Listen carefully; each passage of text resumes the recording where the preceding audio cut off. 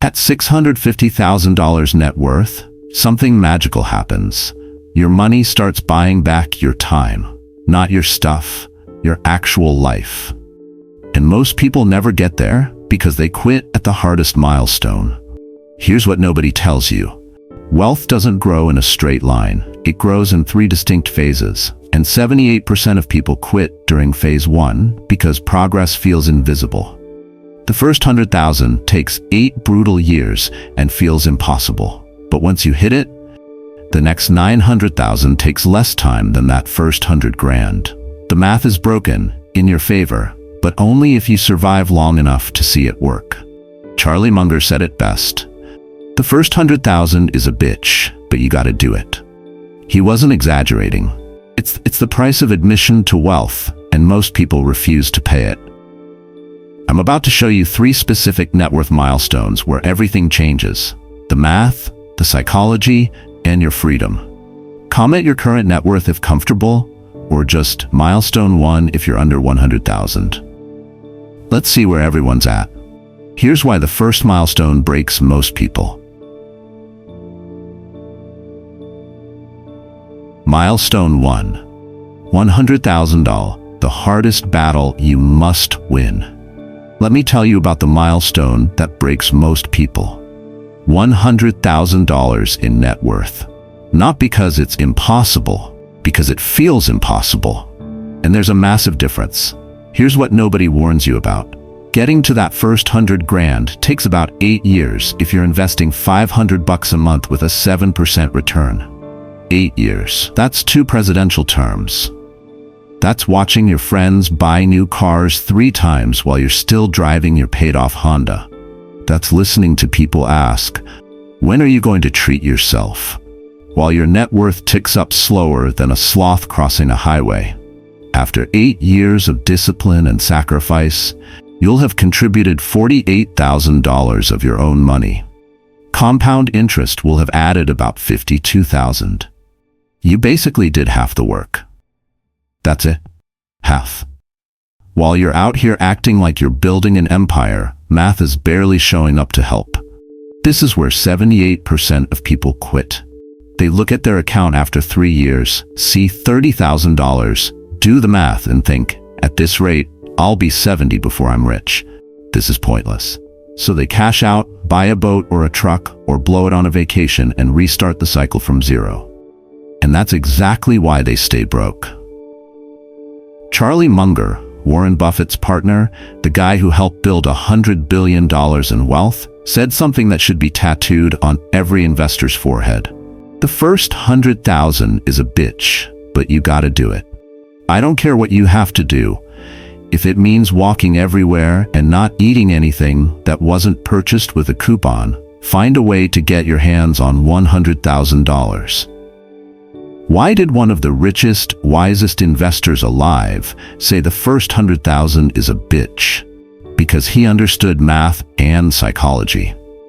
The math says compound interest doesn't really kick in until you have enough capital for it to work with. And the psychology says most people quit right before it gets good. There's a parable in the Bible about a master who gave 3 servants money to invest. 2 of them invested wisely, started small, stayed consistent, and were rewarded exponentially. The 3rd guy buried his money in the ground because he was scared and impatient. When the master came back, he took everything from the quitter and gave it to the ones who stayed in the game. The lesson isn't, don't be afraid.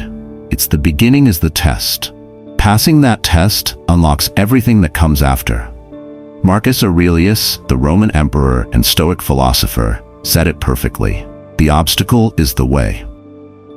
The hardest part of the journey isn't a detour. It is the way forward. $100,000 isn't the obstacle to wealth. It's the initiation. It's the gauntlet you have to walk through to prove you're serious. So why is 100,000 the magic number? Because it's the mathematical turning point where compound interest finally wakes up and starts pulling its weight. Once you hit 100 grand, every 7% return generates $7,000 a year without you adding a single penny.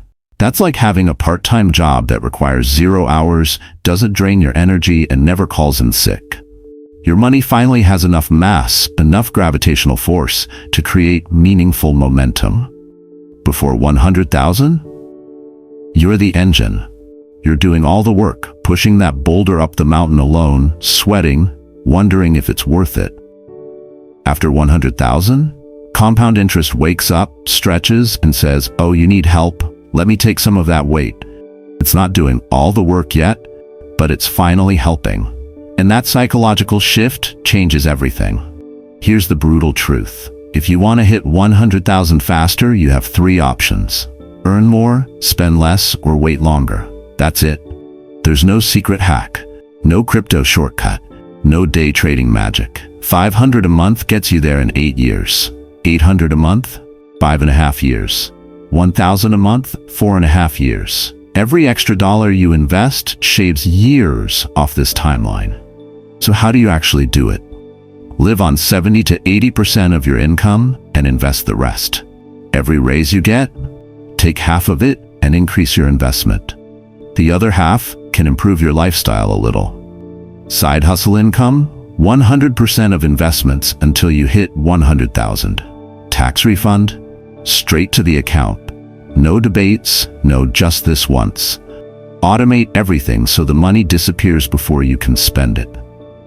Here's a story that'll haunt you if you let it. Two friends start investing at 25. Both put in 500 a month. Friend A quits at year 5. He's contributed 30,000, his account is worth about 35,000, and he's tired of getting nowhere. He cashes out, buys a car, and feels like he finally treated himself. Friend B isn't thrilled either, but he keeps going. Year 6, year 7, year 8, hits 100,000. Friend A is now 33, still driving that car that's worth half what he paid, with basically nothing saved. Friend B at 33, 180,000. Compound interest is roaring now. By the time they're both 50, Friend A has maybe 90,000 after finally restarting his investments and losing years to regret. Friend B, 850,000. Friend A told me years later, "I quit right before the magic started. I was 3 years away from the turning point, and I walked away. It's the biggest financial mistake of my life, and I think about it every single day." The first 100,000 is supposed to be hard. That's what keeps most people out. It's the bouncer at the club of wealth. It's not checking if you're cool or connected. It's checking if you can endure discomfort long enough to earn your spot. You're not trying to get rich in 3 years. You're trying to win in 30. And winners don't quit 3 years before compound interest wakes up and changes the entire game. But here's what nobody tells you about what happens after you win that first battle. Milestone 2, $650,000, the freedom threshold, the real game changer. Because after you survive that brutal first battle to 100,000, here's what nobody tells you. The game completely changes. Not at $1 million like everyone thinks, at 650,000. Most people are chasing the $1 million dream. When I'm a millionaire, then I'll be free. Meanwhile, they're ignoring the milestone that actually changes how you live day to day. And that milestone is 650 grand. Let me show you why this number rewrites your entire life. $650,000 at an 8% return generates $52,000 a year in passive income. That's $4,300 a month. Your money creates while you sleep, while you work, while you're on vacation, while you do nothing, literally. Now, before you say, "That's not enough to retire," you're right. It's not. But that's not the point. The point is this: $52,000 a year is enough to cover basic living expenses in most American cities. It's enough that you're no longer a slave to your paycheck. And that psychological shift, that's worth more than any number in your account. Here's the difference between having a job at $400,000 net worth versus $650,000. At $400,000, if your boss is toxic, if the culture is terrible, if you hate waking up every Monday, you're stuck. You need that paycheck. You can't afford to walk away. You're trapped by necessity. At $650,000, you have options. Real options, not theoretical ones. You can quit the toxic job and take 3 months to find something better. You can start that business you've been dreaming about without the terror of, how will I eat? You can negotiate better terms because you're not desperate. You can say no to opportunities that don't serve you and yes to ones that do. There's a verse in Proverbs that says, the rich rules over the poor and the borrower is slave to the lender. But there's another one that says, wealth gained hastily will dwindle, but whoever gathers little by little will increase it. 650,000 isn't hasty wealth. It's patient accumulation that buys something you can't get any other way. Freedom. Thoreau said, the price of anything is the amount of life you exchange for it. For most of your life, you've been exchanging massive amounts of your life for money. 40, 50, 60 hours a week. At 650,000, you stop exchanging as much life for money. Your money starts working to buy back your life. Now here's the math that'll blow your mind. Getting from 100,000 to 650,000 takes about 12 more years with the same $500 monthly contribution. Total time from zero, about 20 years. But notice this. The first 100,000 took 8 years. The next 550,000 took 12. You just added 5.5 times more wealth in only 50% more time. That's acceleration. That's compound interest finally showing up to work. Let me paint you a picture of what 650,000 actually buys in real life. Not in theory, in actual human experience. It buys the freedom to pivot careers without panic. You hate being a lawyer? You can retrain as a teacher without worrying about the pay cut killing you. It buys the freedom to take risks. Want to start a business? You've got a cushion that lets you try without betting your family's survival. It buys the freedom to negotiate. When you don't desperately need the job, you get better terms. Companies can smell desperation. They can also smell I'm fine either way, and that's when they offer more. It buys the freedom from urgency. You don't have to take the first offer, the first client, the first opportunity. You can wait for the right one. It buys the freedom to help people you love. Family emergency? You can actually help without destroying your own finances. This is what wealthy people mean when they say, F you money. It's not about arrogance or buying yachts.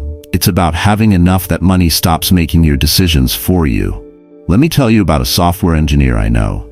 Hit 680,000 in net worth at 38. Hated his job. Toxic boss. Sunday scaries every single week. That feeling of dread starts Saturday night and just gets worse until Monday morning. But he didn't quit because, well, he needed the paycheck. Until one day he sat down and did the actual math.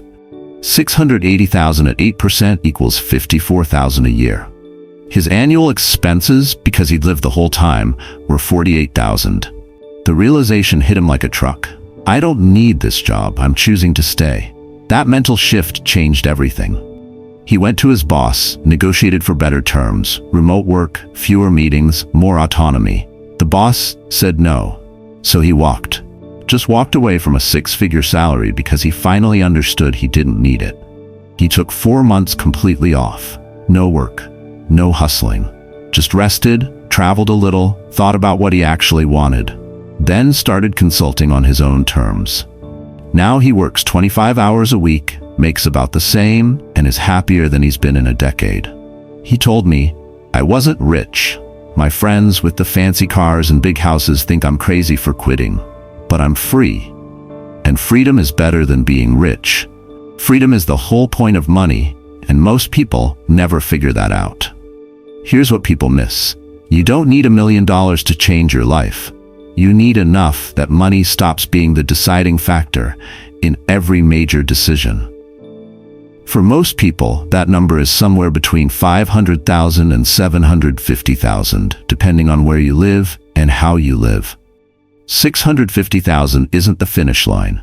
It's the threshold where you step from money controls me into I control money. And once you cross that threshold, every decision you make, career, relationships, time, energy, becomes yours again. And it's in the next milestone that many people realize they've already won. Milestone 3, $1,000, the total transformation, when math becomes magic. Because here's what people realize once they cross that 650,000 freedom threshold. The $1 million milestone everyone dreams about? It's not the finish line. It's the moment when the entire game flips on its head and starts playing itself. Everyone wants to be a millionaire. It's the cultural benchmark. When I'm a millionaire, I've made it. But what nobody tells you is what happens mathematically after you hit $1 million. And that's where it gets absolutely wild. Remember how long it took to hit your first 100,000? 8 years. Brutal. Felt like pushing a boulder uphill with your face. Then 100 to 650 took 12 more years, total of 20 years from zero. Now here's where your brain breaks. After you hit 1 million, the next milestones come faster than the earlier ones, not slower, faster. 1 million to 1.5 million? About 4 years. 1.5 to 2.25 million? 3.5 years. 2.25 to 3.4 million? 3 years. Wait, what? How does adding 50% more money take less time than when you had less money? Because you finally hit the point where compound interest has so much mass, so much gravitational force, that it's pulling in wealth faster than you can manually contribute. At $1 million with an 8% return, your money generates $80,000 a year.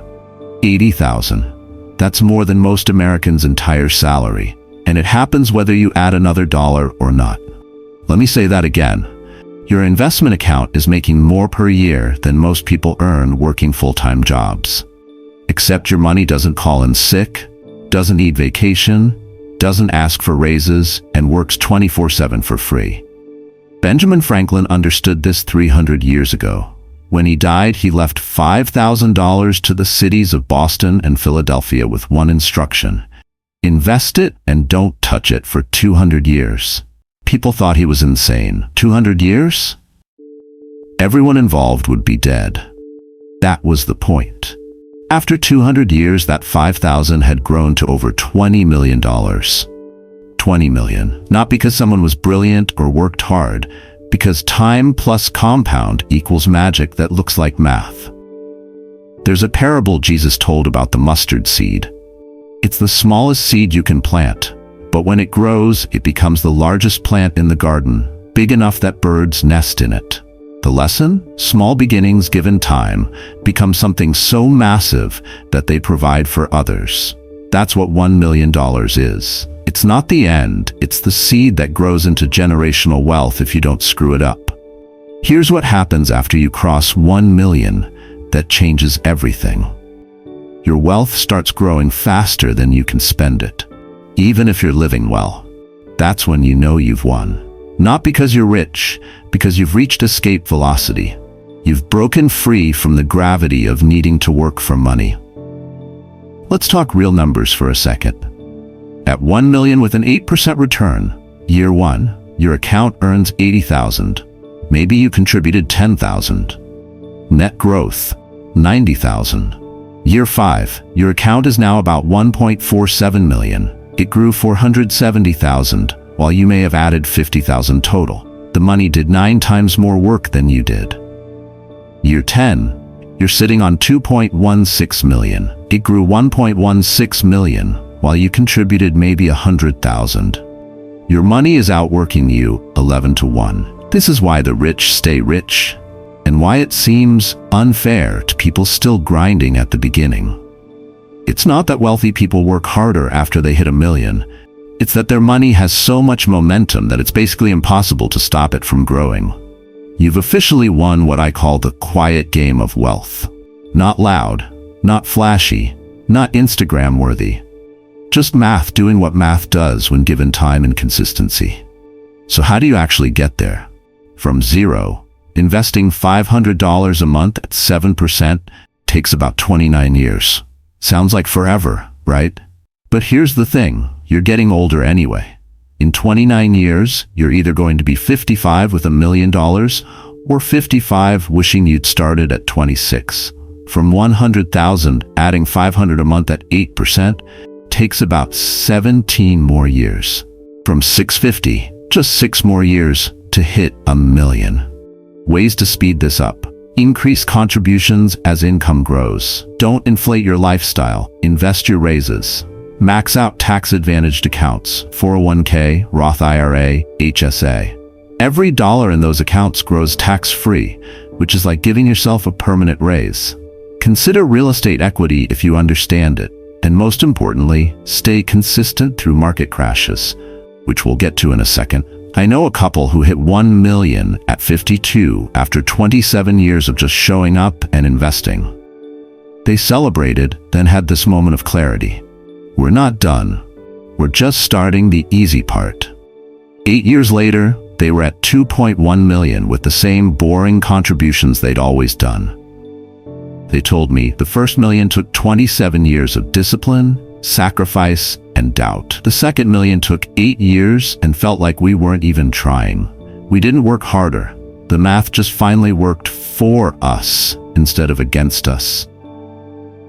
At 60, with 2.1 million generating about $168,000 a year in passive income, they retired early. They travel, they help their grandkids with college, they volunteer. They live exactly how they want because their money makes more than they need. They said something I'll never forget. The hardest part wasn't getting to the starting line. The hardest part was believing there was a starting line. Once we crossed it, momentum carried us. We thought we were climbing a mountain. Turns out we were building a rocket, and after 1 million, it finally launched. A millionaire isn't someone who has $1 million sitting in the bank, feeling rich. A millionaire is someone who crossed the mathematical threshold where money works harder than they do. After 1 million, you're not building wealth anymore. You're letting wealth build itself. That's the game the rich have always played. And most people quit before they even qualify to enter. Don't be like most people. Market crashes are accelerators, not destroyers. Now, let me address the elephant in the room that terrifies everyone. What happens when the market crashes? Because it will crash. Not maybe, not if, when. And here's what 90% of people do. They panic. They watch their 400,000 drop to 280,000, their stomach turns inside out, and they sell everything to stop the bleeding. They lock in their losses, sit on the sidelines waiting for things to get better, and then miss the entire recovery. Congratulations, you just permanently destroyed your wealth trying to protect it. Here's what nobody explains. Market crashes aren't wealth destroyers if you're still in the accumulation phase. They're wealth accelerators. And the math proves it in a way that should make you excited, not terrified when the next crash comes. When prices drop 30%, your $500 monthly contribution doesn't buy less, it buys more. Specifically, it buys 43% more shares. You're getting 43% more ownership of companies for the exact same money. When the market recovers, and it always recovers, those extra shares you bought on sale explode in value. Let me show you real numbers from real crashes. During the 2008 financial crisis, people who kept investing saw their portfolios triple by 2013. Triple. Not because they were geniuses, because they bought shares at a massive discount for 2 years, while everyone else was selling in terror. The 2020 COVID crash dropped 34% in 5 weeks. People who panicked and sold locked in catastrophic losses. People who kept investing, or better yet, increased contributions, saw 50% plus gains within 6 months as the market rocketed back. Warren Buffett has a famous quote, "Be fearful when others are greedy, and greedy when others are fearful." During 2008, while everyone was selling and the news was screaming about the end of the financial system, Buffett invested billions. Billions. He wasn't smarter. He just understood that crashes are sales on future wealth. Here's a story that should change how you see downturns forever. During the Great Depression, the worst economic disaster in American history, someone who invested $100 a month from 1929 to 1939 ended up with more money by 1949 than someone who waited for safety and started investing in 1940. How? They bought shares at rock-bottom prices for 10 straight years. When the recovery finally came, those cheap shares became incredibly valuable. The person who waited for certainty missed the entire opportunity. Think about what you're actually buying when you invest. You're not buying prices, you're buying shares. Pieces of companies. When prices are high, your $500 buys fewer pieces. When prices crash, your $500 buys way more pieces. Example, bull market, shares cost $50 each. Your $500 buys 10 shares. The market crashes by 30%. Now shares cost $35. Your same $500 buys 14.3 shares. Recovery happens and shares go to $60. Bull market buyer, 10 shares times 60 equals $600. Crash buyer, 14.3 shares times 60 equals $858. Same $500 investment. The crash buyer made $258 more just because they kept buying when everyone else was selling. Here's your action plan for the next crash, and trust me, it's coming. Do not sell unless you need that money in the next 5 years. If you're still 10, 20 years from using this money, crashes are irrelevant, they're just noise. Increase your contributions if you can. You're literally buying shares on sale. This is Black Friday for your future. Rebalance by buying what dropped the most, and remind yourself of this truth. Every single market crash in history has recovered. Everyone. 1929 crash? Recovered. 1987 crash? Recovered. 2000 dot-com bubble? Recovered. 2008 financial crisis? Recovered. 2020 COVID? Recovered in 6 months. The stock market's average return is around 8 to 10% because it includes all the crashes. If you bail during crashes, you get none of the recovery gains that create those returns. Let me tell you about an investor who had $200,000 in 2008. It dropped to $140,000. He was physically sick watching it happen, but he didn't sell. He kept contributing $500 a month through the entire crash, buying shares at prices he'll never see again. By 2013, his account was worth $400,000. He basically bought future wealth at a 70% discount for 2 years. His friend had the same $200,000, panicked, sold everything at $140,000, and waited for things to stabilize. By the time he felt safe enough to reinvest, the market had already recovered 30%. He missed the entire bounce. By 2013, the friend had rebuilt to maybe $180,000. The patient investor had $400,000. The difference? $220,000. Same starting point. One understands crashes are opportunities. The other thought they were emergencies. Here's the final truth. Crashes are how the market transfers wealth from the impatient to the patient, from the emotional to the rational, from people who react to people who plan. The rich don't run from market crashes. They lean into them. They see them as rare opportunities to buy generational wealth at clearance prices. Your biggest investment gains won't come from shares you bought at all-time highs. They'll come from shares you bought when everyone else was panicking and you stayed calm. Next crash, stay invested. Keep contributing. Buy the fear. Thank yourself in 10 years. So there they are, 3 milestones that mathematically change everything. 100,000 is where compound interest wakes up and starts helping you push. 650,000 is where you buy back your choices and stop being a slave to paychecks. 1 million is where growth becomes automatic and you've officially won the quiet game of wealth. And crashes? They're not disasters. They're discounts on your future. If you're under 100,000, focus only on that. Nothing else matters until you win that first battle. If you're past it, you've already conquered the hardest part. Now just stay consistent to 650 and watch your life change. Time will pass whether you invest or not. In 20 years, you'll either thank yourself for starting today, or you'll regret waiting for the perfect moment. If this changed how you see wealth, hit subscribe. Comment on which milestone you're chasing, 1, 2, or 3. Or comment started today if this is day 1. The perfect moment is now. The hard part isn't the math, it's starting before you feel ready. Start anyway.